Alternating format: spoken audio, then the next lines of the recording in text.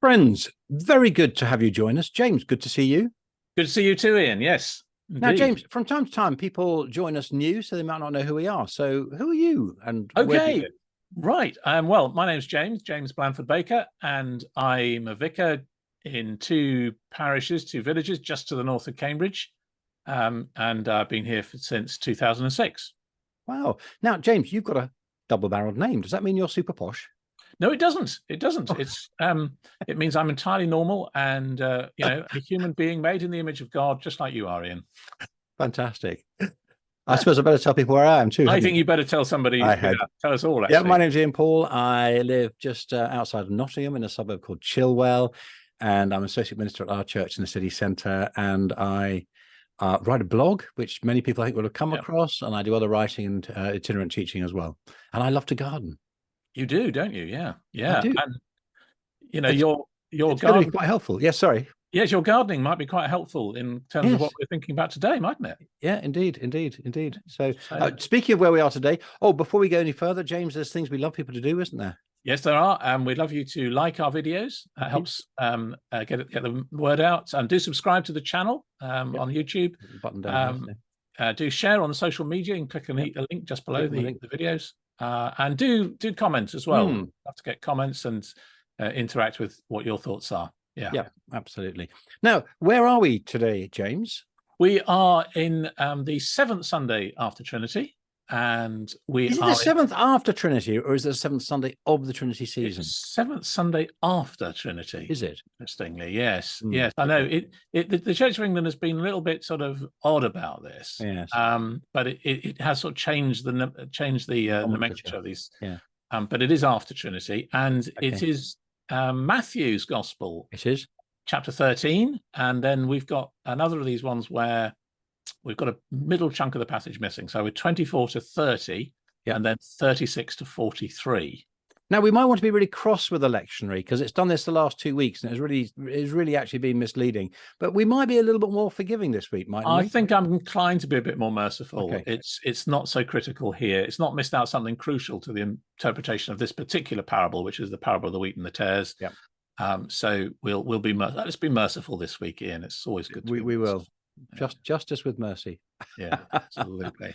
Good. So that's good. We're not going to have a lectionary rant from you this week. No lectionary rants this week. Yeah. So the parable has historically been called the parable of the wheat and the tares, which of course tares, which is the word used in the authorized version and other older translations. I guess modern days it's called, if there's a subheading, it's the parable of the wheat and the weeds. Yeah, nice alliteration. Yeah, it is. But it's also just worth a couple of things worth noting about the context here in Matthew, which is that this is clearly again part of the third. This is the third block of teaching that Matthew's gathered together. So again, at the end of this, we'll find Jesus as the sort of formula after Jesus had finished teaching these things. And it's on the theme of the kingdom. And in fact, actually, that's really helpful. Well, you can see why Matthew's gathered these things together. Yeah. Because we get an echo of many of the themes that we found in the parable of the sower and the soils. Absolutely. Yeah, we do. And it's interesting that in this particular block of teaching, Matthew 13, which of course follows a block in Matthew 10 and which follows a block in the Sermon on the Mount. Yeah. What we get here is two parables with explanations. Now, this is quite unusual in most of the parables in the scriptures, and most of the parables in Matthew don't have a precise explanation to them, but this one does, and the previous one, the parable of the soils, the parable of the sower, also does. So it's very helpful, that, and it's one of the things that, as readers and interpreters, we really need to pay attention to, because if we don't pay attention to it, as we'll probably talk about later on, we will go off on our own tangents. Yes. And Jesus is quite clear about how this parable is to be interpreted, I think. And it's curious, again, we will explore this. It's curious how many of the traditions of interpretation actually ignore Jesus's explanation. Yeah, I find that astonishing. Even in the ancient world, in the early church, it's quite common to ignore that. Augustine and people. Yeah. Well, should we turn to the text itself? And I found the introduction to this parable and the following one, which we jump over, really fascinating, because Matthew uses a particular way of introducing this, where rather than saying he spoke or he taught, he says he put another parable before them, which I find is actually fascinating language. It's quite unusual. I think it's distinctive to Matthew. By the way, it's worth noting that this parable is unique to Matthew. I don't think there's any other parable. It is not. It's not in any other gospel. No, it is. No, it's not. Yeah. But it's a fascinating word, because actually this language, the verb is paratithemi, so it's literally to place before. Yeah. In the Old Testament, it's most often used for a meal. When you have food, you place it before. I think I haven't checked, actually. I should have checked this. Oh, here we are. We're going to improvise. We're going to get some comments here and some analysis from our always dangerous. Well, I've got a feeling that in Luke's gospel, in the sending out of the 12 and the 72, when Jesus says, "Eat what's set before you," I've got a feeling it's the same word, but I'm not going to check now. We'll allow our commenters to comment. Yeah. But it does imply, doesn't it, that if it's a meal being set before you, you then, this is a meal you cut it up and you eat it, you chew on it, you digest it, and all of that. So there's a real sense in here in which this idea of God's word being something that feeds us is very profoundly to the fore, isn't it? It is. And it's typical of all parables in a way, that parables are there, or they're all there to be chewed on. They're not all obvious immediately, and they certainly don't all have an explanation by Jesus. So we have to work them out for ourselves, and that's part of the learning and teaching of Jesus, isn't it? Yeah. And there's like that collect which says, "Grant us to hear, mark, learn, and inwardly digest." Yeah. So it needs some processing. Yeah. And of course we can then extend the metaphor of food, can't we? So Jesus gives us food for thought. We need to digest it, but he's not spoon feeding us. No, it's all like it's just going to go on forever now, isn't it? It is. But yeah, it's great. It's great stuff, and it does help us think about how we should engage with parables, doesn't it? Yeah, it does. The other thing that I noticed is that this word "to set before" is also used of something which you receive, which you ought to pass on. So it seems to me there's an implication here as well, that as Jesus is teaching these things, he's expecting the apostles to then take it on, pass on to others. Okay, yeah, absolutely. I think you mentioned that on the blog, this idea of being entrusted. The kingdom of heaven may be compared. So again, it's typical language of homoio, and the verb homoio, the adjective homoios, the kingdom of heaven is like, which again comes all the way through this. Now this story really resonates with me personally. This is where I'm bringing my gardening expertise. Yes. Because the man has planted something good, and then the enemy has planted something evil. Now, just again, that connection with the soils and the sower, we noted, didn't we, that the fact that Jesus says, yes, God is at work here, and the ultimate encouragement is there will be a harvest, but actually there is an enemy at work. And there is a force of opposition. Well, I have an enemy in my garden, and he's about so high, and he's got a bit bushy grey tail, and he. Well, I was confronted with this. Yeah, I was actually yesterday in the garden with my secateurs, and I noticed that a walnut sapling is growing up through one of my shrubs. Right. It's a lobelia. No, it's a salvia. It's a salvia hot lips. And what am I going to do? I thought, well, I don't want to dig it up and I'll throw it. Not now, anyway. I want to let it grow. I've got lots of other walnuts around, because you see, this enemy comes and he sows the walnuts from my walnut tree. And he buries them. Now, I wanted to lift this up and separate it and take it out, and so I'll grow this sapling on. But I found that he's actually sowed it in the roots of the salvia. Oh. So I can only dig up the walnut sapling by digging up the shrub that I like at the same time. So the thing I don't want there and the thing I do want there are all mixed together. So I'm faced with exactly this challenge. How about that? Yeah. Well, you're right in the zone. Yeah. This guerrilla gardener. Yeah. Yes, exactly. Now, what's really interesting, I don't know whether we need to spend time just on the parable or on the explanation at the same time. I think just staying with the parable for a minute, a couple of things to notice. One is that what this weed is. And it's really interesting, just the significance of going back into, again, the first century context, which we had to do with the other ones as well. And the Greek word is zizanion, and it's been identified as a thing called darnel, which I'm not familiar with it. I've only known what I've read about it. That it's very similar. I mean, looks similar to wheat, but it's actually poisonous. And I think you mentioned on the blog, I remember reading some time ago that the Romans, regulated this, and there's obviously clearly a problem in the ancient world that, and so you've got to separate. When it comes to harvest, you've got to separate out the two things. And I suppose, I don't know how much we interpret or overinterpret this, the fact that the darnel looks very similar to the wheat, but is in fact poisonous. Yes, which is striking, isn't it? Mm. And it's so serious that the Romans have specific legislation about this. And again, just taking us back into that world where we're used nowadays to looking across pristine wheat fields with only one crop in it. Whereas, of course, in the ancient world, before weed killers and all that kind of stuff, any wheat field, any crop would have had a mixture of all sorts of stuff. It would have had wild flowers in it and poppies and all sorts of things.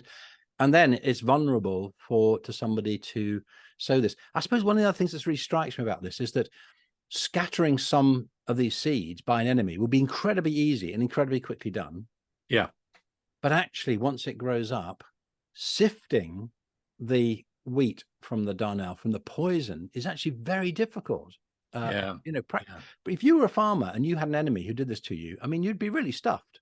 You would be completely stuffed, I would have thought. And I don't know how.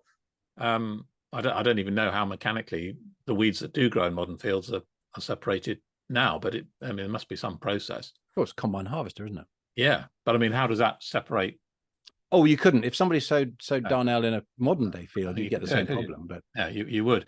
I suppose the question really here is in terms of overinterpretation is, to what extent are those weeds looking vaguely like the life of the kingdom, but actually not? And I just wonder, in our own context, where we've lived in what we've understood in Western culture to be a Christendom kind of environment, there's lots of things that look Christian, but actually now I think increasingly we're going back to the scriptures and saying, is that really what Jesus was talking about when he talks about the life of the kingdom? And a careful discernment is really important, isn't it?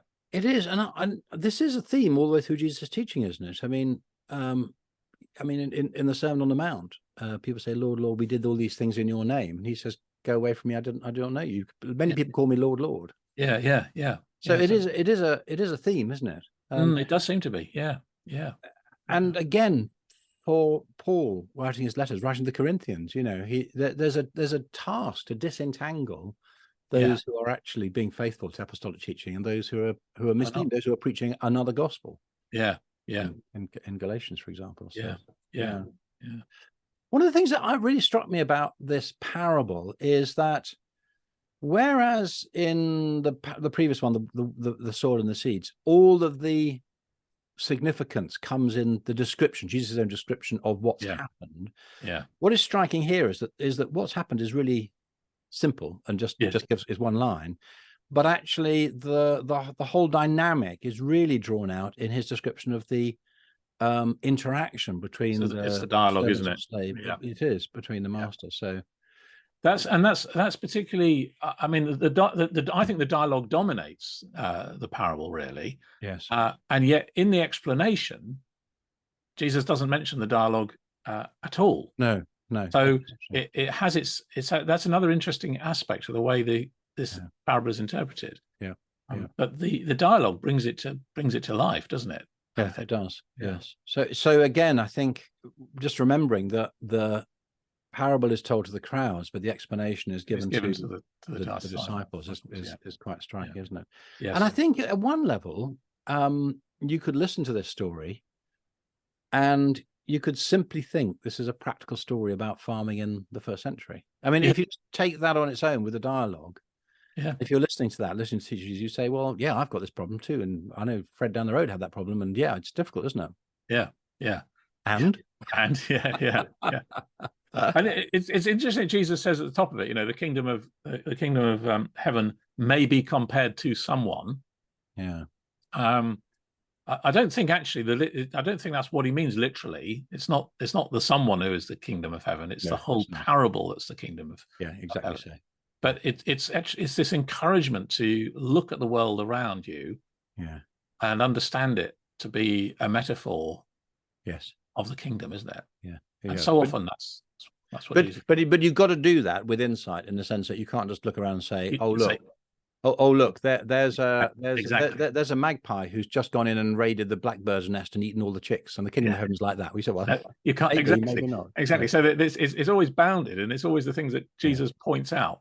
But there yeah. is also always that resonance that when he gives you that parable, you do say, "Oh yeah, actually, of course, that is what goes on in the real world, isn't it?" Yeah, So it is. It is. Yeah. there's the Well, familiarity factor. yeah, and it's beginning. I mean, again, this is a fantastic lesson for preachers, which is you start with something people are familiar with, you provoke them to think about that and say, now look, how does the kingdom work in relation with that? Yeah, I think I've noticed myself in my preaching over the recent years, I've increasingly started, although my preparation starts with the Bible passage, my preaching starts, I always try and start with something going on in the world. So yeah, I'll me say, too. this occurred last week, or there's this interesting issue in the news, or there's this challenge that we face in our lives. How do we resolve these things?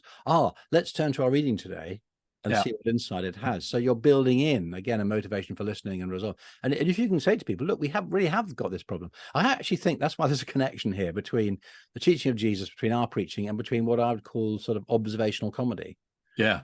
Oh When yeah, people often look at the comics, often look at the world and say, if you think about it, this is ridiculous, isn't it? yeah, yeah. They do. Yeah, And absolutely. people go, well, yeah, it is actually. I've never Yeah, looked at it like that. So it is. yeah. That's what And stand-up's all about. yeah, it is. It is. And then They Jesus is paint a kind of doing picture. the same and saying, look, this is Yeah, a real problem here. Now, what does this teach us about the kingdom? So yeah, yeah. so if we move to the interpretation, now we get this explicit, the one we missed before, you get the explicit connection here. He left the crowds and went into the house. Yeah. So actually didn't we have at the beginning of this set of parables, Jesus went out of the house and taught.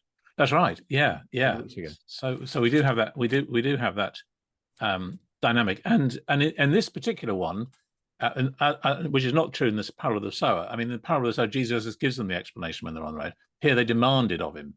I mean, it's quite striking, isn't it? Explain to us the parable of the weeds of the field. They say. Yeah, yeah. You did it last time with the soils and the sower. Yeah, we need to know, and we need to know what this one means too. Yeah, it is. And they are. I mean, bless them, they're quite slow to catch on, aren't they? On the other hand, if you had the incarnate Lord of heaven and earth standing there in front of you and he'd just given you a parable, I might be tempted to ask just to double check. Yeah, no, exactly so. Yeah. The one who sows the good seed is the Son of Man. Well, isn't that what we had before? I think in the parable of the sower and the sowers. He doesn't say that explicitly, actually, in the explanation. He actually says the one who sows the word, doesn't he? Okay. Yeah. He doesn't. Son of Man doesn't occur there, whereas it's quite a dominant theme in this parable. Do you think that's significant? I do, actually. I do, because of course it takes us back to Daniel 7, doesn't it? And which I think we've mentioned before, Daniel 7:14 and one like the Son of Man. And there the image, this image of this person is very much an image that Jesus takes on board for himself, the person who is vindicated through suffering, the one around whom judgment is enacted, through whom judgment is enacted. And I think the judgment theme of this parable is particularly to the fore, which I suspect is why the Son of Man phrase is being used here to describe Jesus. Yeah. But it is challenging that in the Gospels, Jesus uses Son of Man as a circumlocution for himself, specifically in relation to his suffering. Yeah. But then also in relation to his glorification. So when we see the phrase one like a Son of Man, or the Son of Man coming with the clouds of heaven, we need to remember that in Daniel, he's coming to his throne. Yes. Now, actually, I mean, I know you've been struck by this as well. The fact that later on, he talks about in verse 41, the Son of Man will send the angels and they will gather out of his kingdom. Yeah. Now that's striking, isn't it? Because the kingdom of the heavens, or the kingdom of God, is now the kingdom of the Son of Man. Yes, the kingdom of our God has become the kingdom of of Jesus Christ, isn't it? This is what the kingdom of this world has become the kingdom of God and his Christ. That's Revelation 11. Indeed, and you give us 14. Yes. Okay, well done. Okay, so and I mean Matthew's unique, I think, in doing this, in linking the kingdom to the Son of Man, it being his kingdom, so the kingdom of the Son of Man. But it does tell us quite a lot about what we would say his high Christology, his understanding that Jesus is the Lord of heaven and earth. He is God. He is identified in that way. So, and that connects with the authority he talked about when he sent the 12 out, but also again that connects with the Matthew 28. Yes. All authority has been given to me. Yes. Yeah, absolutely. Yeah. And I was also struck in this verse about him collecting out of his kingdom all causes of sin and all evildoers.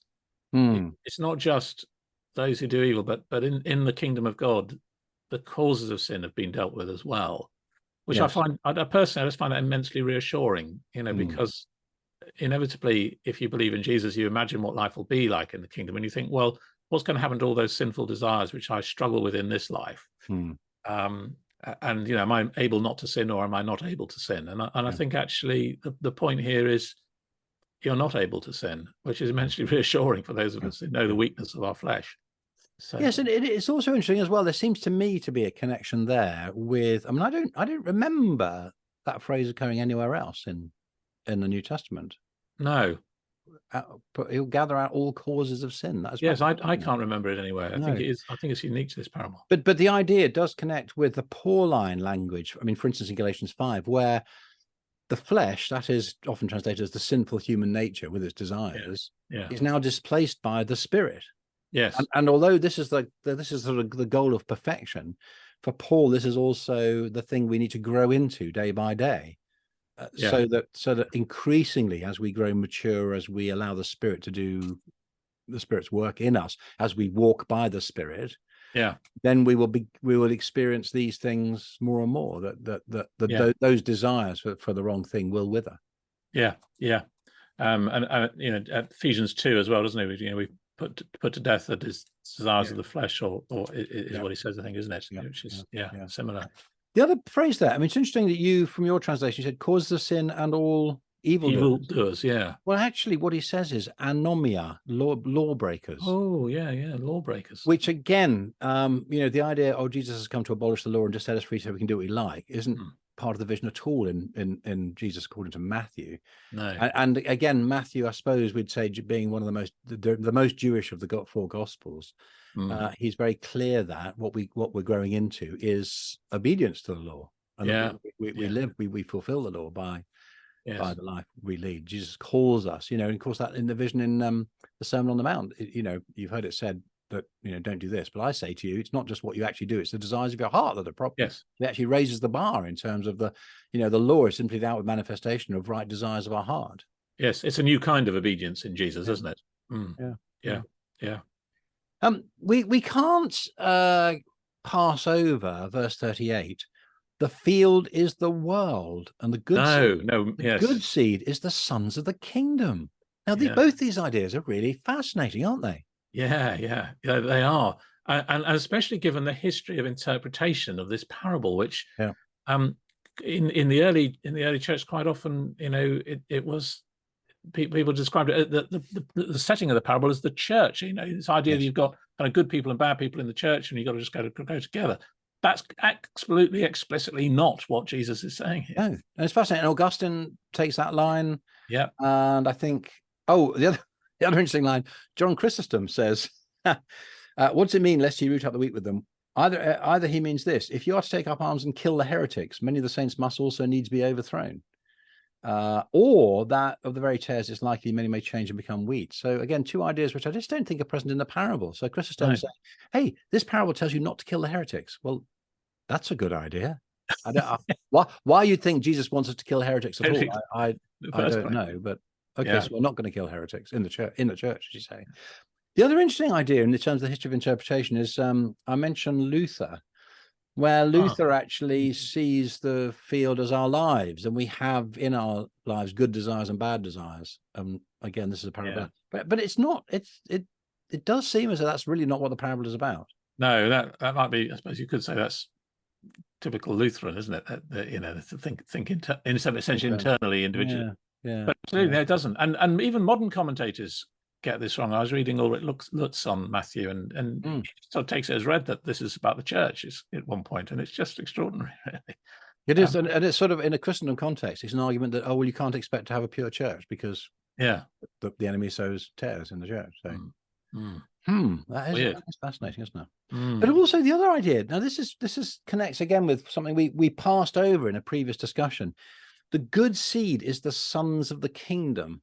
Mm. So isn't that interesting that here Jesus is identifying seeds that are being sown with the sons of the kingdom. So in a sense that he's scattering us in the world to grow and to bear fruit. And there's a kind of interchangeability between the deeds and the things that are done, good deeds that are done, and the people who do them. So one of the things we passed over is this really unusual sort of hanging little phrase where in the previous reading, Matthew records Jesus is saying, for wisdom will be proved, wisdom will be justified by her deeds. Her deeds, yes. But Luke says, Luke's version is, wisdom will be justified by her sons. Ah, yes, that's right. We did. I think you may have mentioned that. Yeah, so there is a kind of identification here between the good things of the kingdom and the good people of the kingdom. The other really interesting phrase which occurs here is they'll be thrown all the causes of sin, all the lawbreakers, and they'll be thrown into the fiery furnace, and in that place they will be weeping and gnashing of teeth. Yeah, the gnashing of teeth. Yeah, what's that all about? Well, I think it's most commonly interpreted as those who are judged and thrown out then regret what's happened, and so this is frustration and regret. But I link in the article to a really, really helpful discussion of this by somebody else, where they point out that actually, again, it's an Old Testament phrase, and it's not about resentment or regret, it's about anger. Right. So wailing and gnashing of teeth is about anger. And in fact, those who stone Stephen in Acts 7 gnash their teeth when they hear him explain his vision of the Son of Man at the right hand of the power. Ha. So interesting there. Yeah. And they gnash their teeth and they pick up stones to throw at him. So it really is about anger. And of course, it reminds me of that great little anecdote from Northern Ireland where there was a oh yes. I think it's Ian Paisley, isn't it? Yeah. Well, I don't know if it was Ian Paisley. I think it is. Yeah. Is it really? Is it true? I've always heard it told as Ian Paisley. Okay. Yeah. And someone at the back puts up their hand and says, what about those of us who don't have teeth? And the preacher replies, teeth will be provided. Yes. But there's actually a pretty serious point here, isn't there? I mean, there is. Fascinating that there's a really good hymn about this harvest, which doesn't hold back from the theme of harvest and judgment, does it? You need to remind us of the hymn, James. Yeah. I mean, we sing it as a harvest hymn, a sort of jolly harvest hymn, come ye thankful people, come. But as soon as you get to verse 2, you're straight into this parable. All this world is God's own field, fruit unto his praise to yield. Wheat and tares therein are sown, unto joy or sorrow grown. Ripening with a wondrous power till the final harvest hour. Grant, O Lord of life, that we holy grain and pure may be. That's a good prayer, isn't it? Yeah. For we know that thou wilt come and wilt take thy people home. From thy field wilt purge away all that doth offend that day. And thine angels charge at last in the fire the tares to cast, but the fruitful ears to store in thy garner evermore. Now, it's very interesting because I think that does really echo the spirit of the parable. And I'm really struck by the final verse of the parable where Jesus says, then the righteous will shine like the sun in the kingdom of their Father. So you've got all this judgment, but actually this parable is meant by Jesus as a parable of encouragement for the disciples who are facing the reality of being the children of the kingdom, but in the kingdom, living in the kingdom of this world for now. Yes. And that can be really depressing and really hard graft, but actually Jesus says, keep your eyes on the prize, you will shine like the sun in the kingdom of my Father. Yeah. And that's I think that's really well echoed. It is interesting, isn't it, that it seems to me that a universalist kind of gospel where you recoil from this language of judgment here seems to take root, pardon the gardening pun, it seems to take root in the soil of where people are content and comfortable. And we think, oh gosh, judgment's a really bad idea, isn't it? But actually, if you're the ones who are being oppressed, if you're struggling for your faith, if you're experiencing persecution, then this is great news. Yeah, absolutely. This is really good news, because you say, well, we may be oppressed now, and there may be this mixture of good and bad in the world now, but we know one day God will come and sort it out. Yeah. And actually, the wheat, which is the fruit of the seed of the sons who are sown in the world, will actually end up shining like the sun. Yeah.